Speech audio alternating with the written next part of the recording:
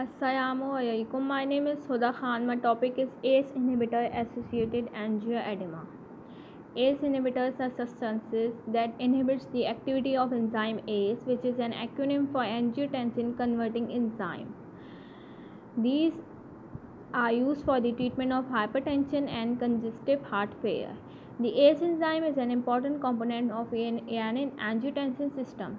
In renin-angiotensin-aldosterone pathway, when there is dehydration, sodium deficiency or hemorrhage, there is decrease in blood volume, and simultaneously there is a decrease in blood pressure.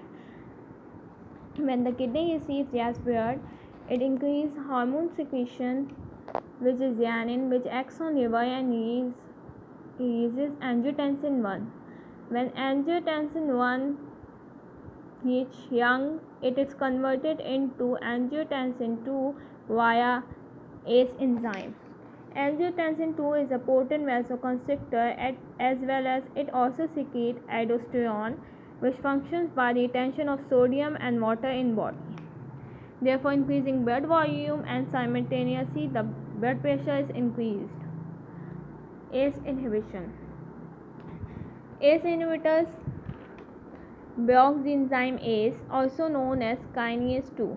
It impacts both the renin and angiotensin-aldosterone pathway and degradation of bradykinin. Bradykinin is a peptide composed of 9 amino acids, and it is a potent vasodilator. The ACE inhibitor therapy has the following effects in all patients. Initially, vasodilation due to inhibited production of angiotensin 2. Chronically, angiotensin 2 returns to pre-treatment levels through alternative pathways of production by tissue kinase. Bradykinin levels become elevated due to impaired metabolism, resulting in release of nitric oxide and prostaglandins, which results in vasodilation and hypotension. The levels of bradykinin metabolite also become elevated. Angioedema. Angioedema is an asymmetric, non-pitting swelling of the subcutaneous or submucosal tissue that most commonly affects non-dependent areas. There is an absence of itching or urticaria in ACE inhibitor-induced angioedema. The affected areas are lips, tongue, face, and upper airway.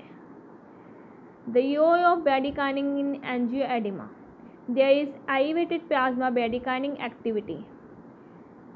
High levels of bradykinin stimulate vasodilation and increase vascular permeability, and allows plasma extravasation into the submucosal tissue, leading to angioedema.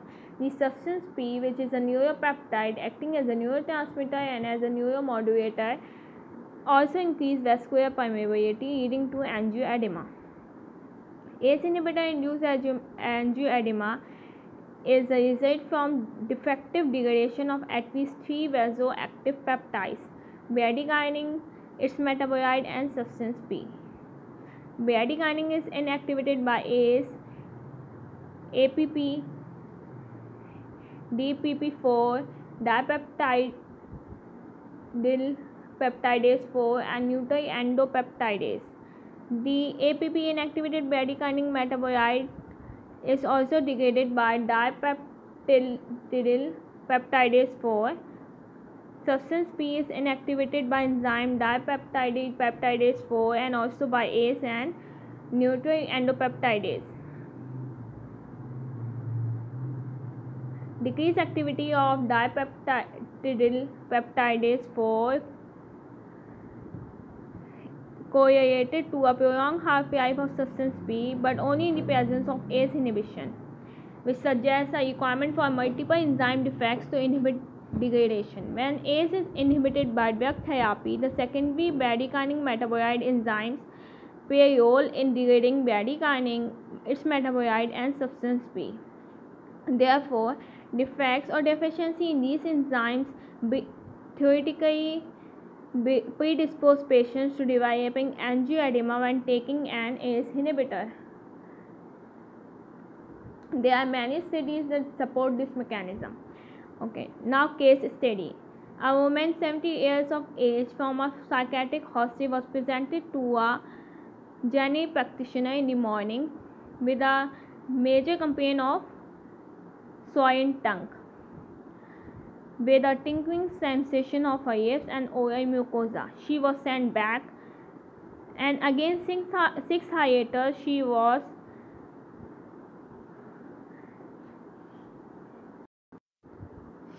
seen with a markedly swollen and protruding tongue from her mouth. She was given 100 mg hydrocortisone and 25 mg promethazine intramuscularly and was shifted to emergency department. The past medical history included bipolar affective disorder, hypertension, hyperlipidemia, ischemic heart disease, peptic ulcer, primary hyperparathyroidism, and chronic renal impairment. She also had experienced one severe episode of tongue swelling. The patient was taking the medications like lithium, ferrodipine, prendorapine, which is an ACE inhibitor, influenza vaccination, iron. The only recent medication change had been a switch from aspirin to clopidogrel 2 months prior. All other medications were prescribed long term with no recent dose adjustment, and she had been taking prendorapine for 4 years and had no known drug allergies.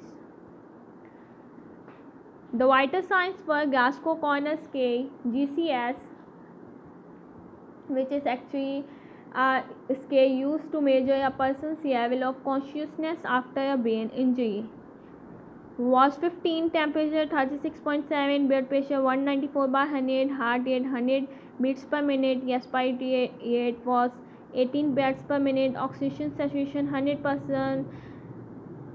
She had a large protruding tongue which blocks the view of posterior pharynx. Examination of her chest, abdomen, cardiovascular system was unremarkable. She was given 4 doses of IV adrenaline 0.3 mg as well as IV hydrocortisone and ranitidine. And the patient was managed in intensive care unit under sedation. Glottic edema was noted during intubation. Intubation is the process of inserting a tube called an endotracheal tube through the mouth and then into the airway. The complete blood picture, cognition studies, thyroid function test, C1 inhibitor level, all were normal. The cervical spine X-ray show complete obliteration of the oropharynx by the patient's tongues, and plain chest X-ray was also normal. The tongue swelling peaked on day 2 of admission and resolved by day 6. The patient developed ventilator-associated pneumonia and was requiring hemodialysis for acute renal dysfunction. On day 8, the patient suffered an ST elevation, acute coronary syndrome complicated by pulmonary hemorrhage. In consultation with the woman's family, the decision was made to palliate the patient, that is to make the disease severe without removing the cause. She died on day 9 of admission following extubation, that is the removal of a tube previously inserted into a patient's body. Discussion.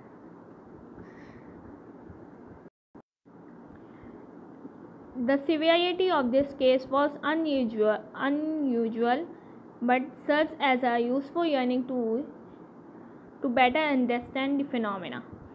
Angioedema, transient and nuclear swelling of the deeper layers of the dermis, subcutaneous or submucosal tissue was described as may be due to inherited or acquired C1 inhibitor deficiency, environmental exposures, example bee stings or medicines. There are a range of medicines associated with angioedema, but ACE inhibitors appear to be the far most frequent single cause.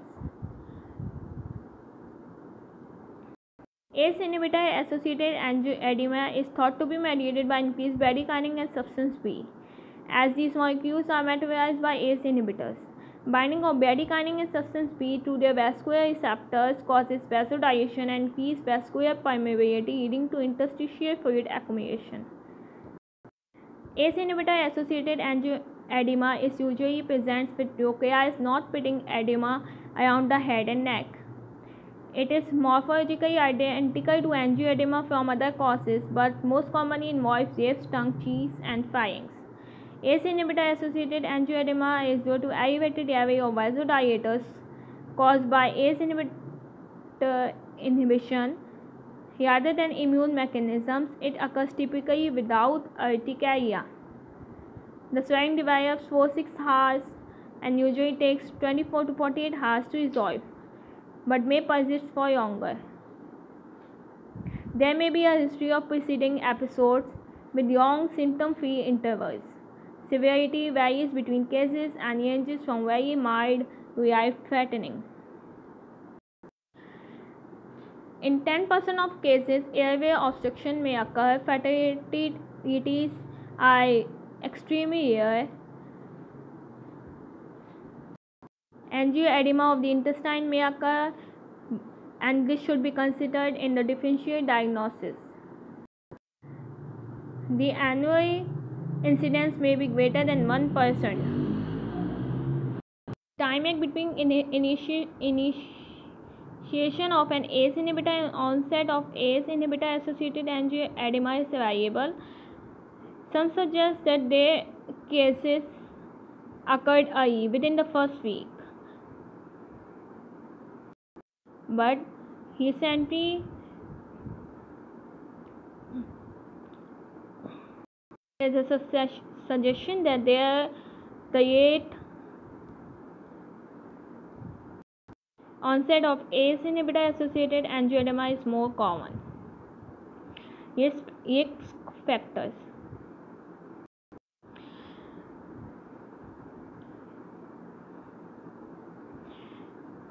Misdiagnosing the event as a food or drug allergy has been cited as the most common physician error, resulting in failure to diagnose and thus correctly treat ACE inhibitor associated angioedema.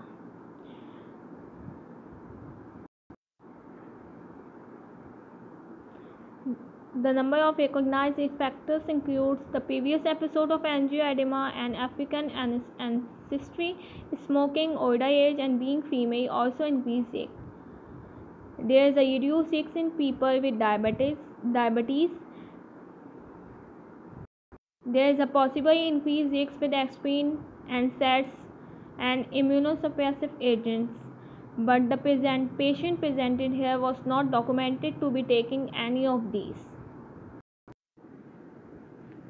There may be drug interactions, as gliptins are a new class of orally active hypoglycemics, and they exert their effect via inhibition of dipeptidyl peptidase 4 activity,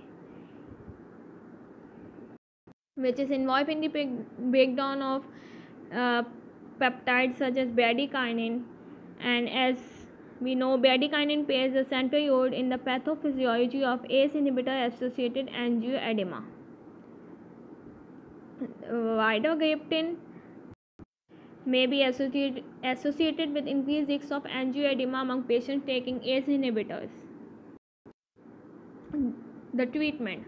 There have been no trials of antihistamines or corticosteroids for ACE inhibitor associated angioedema. Bradykinin receptor antagonists are currently in development but not established.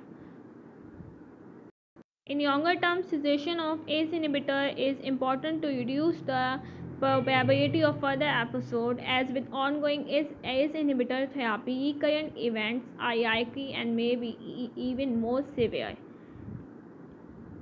Thank you.